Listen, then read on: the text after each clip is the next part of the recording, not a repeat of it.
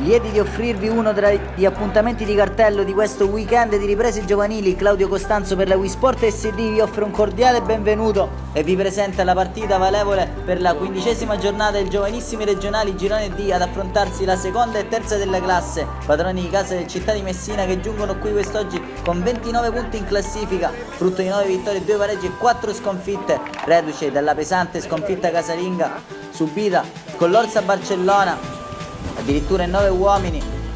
Ma comunque vediamo se la miglior difesa del campionato, quella di Mister Fiumara, saprà fronteggiare le tante assenze quest'oggi di fronte a una Ionica che la segue in classifica a quota 29 punti con 29 reti realizzate e 14 subite.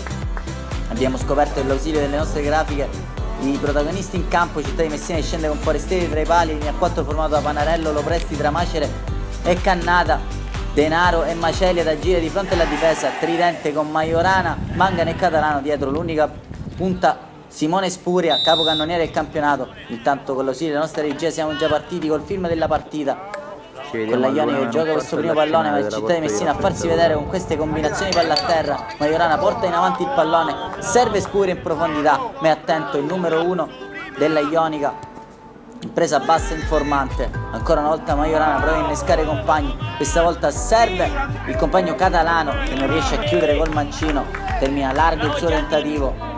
Ionica però risponde dall'altro lato in questa azione, forse atterrato, la palla messa dentro all'indirizzo di Cassaniti che ci prova col destro, fa la barba al palo, il suo tentativo.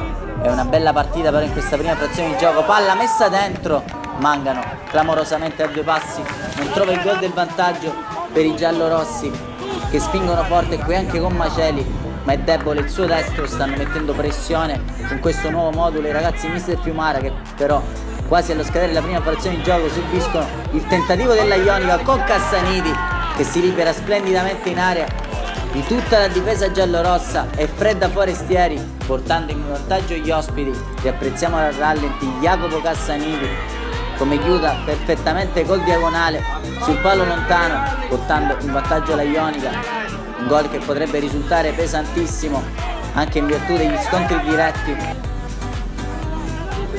Qui ci prova Tramacere sul calcio piazzato a mettere dentro questo pallone, lo spizza Spuria, ma è splendido l'intervento dell'estremo difensore della Ionica e poi Mangano non riesce a chiudere da posizione defilata in porta. Comincia a esaltarsi il giovane portiere della formazione di Santa Teresa di Riva.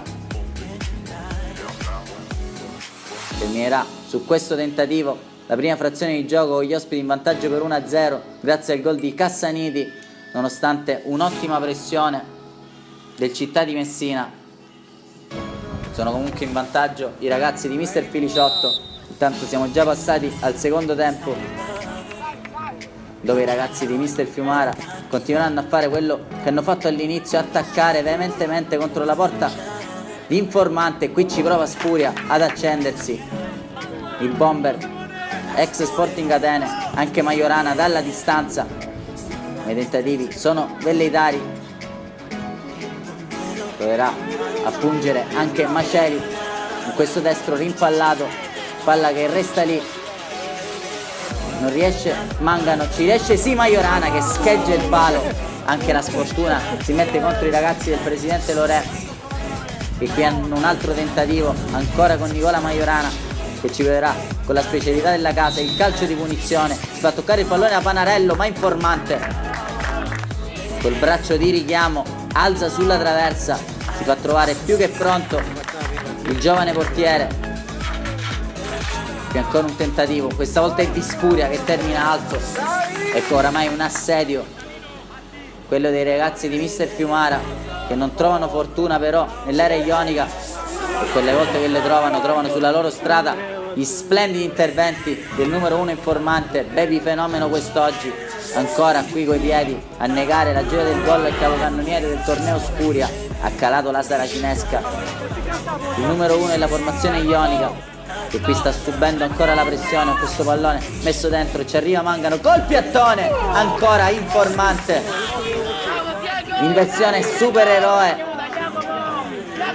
tiene in vantaggio i suoi anche un pizzico di sconforto per i ragazzi di Mister Fiumara, che qui ci provano ancora con Mangano mentre scorrono i minuti sul cronometro.